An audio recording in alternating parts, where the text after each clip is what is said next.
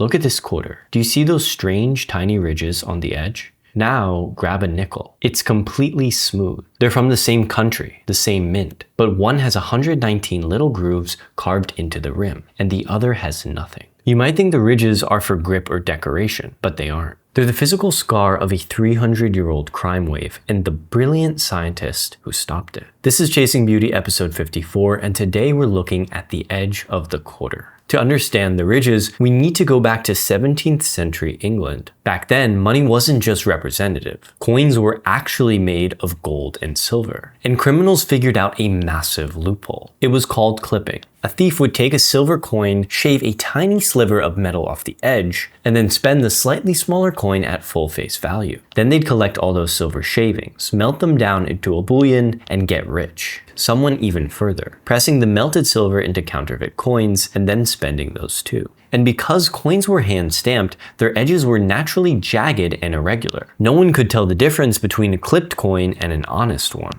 By 1996, it was a full-blown crisis. Nearly half of the money in circulation was fake or shaved down. People lost faith in money. Riots broke out. The British government panicked, and they called in the smartest person they could find, Sir Isaac Newton. Yes, the gravity guy. Newton took over the Royal Mint to manage a massive operation, the Great Recoinage. He oversaw the recall of England's old silver coins, melted them down, and machine-pressed new perfectly round coins with one genius addition: a reeded edge. Tiny uniform ridges cut into the rim of every coin. If someone tried to shave the edge, the ridges would disappear, and everyone would instantly know that the coin had been clipped. And Newton didn't just fix the money, he went after the people breaking it. Newton personally went undercover in London taverns, tracked down the master counterfeiters, interrogated them, and ended up sending dozens of people to the gallows. The ridges saved the economy. And the idea spread. Every major mint in the world adopted the reeded edge, including the United States. But quarters and dimes haven't been made of real silver since 1964. There's no precious metal left to steal. So why are the ridges still there? Two reasons. One, it's vestigial, a design tradition carried forward from an era that no longer exists. But more importantly, accessibility. Those 300-year-old anti-theft ridges now allow visually impaired people to tell the difference between a quarter and a nickel without ever having to look at the coin. So next time you feel the edge of a quarter, know that you're running your thumb over the solution to a crime that no longer exists.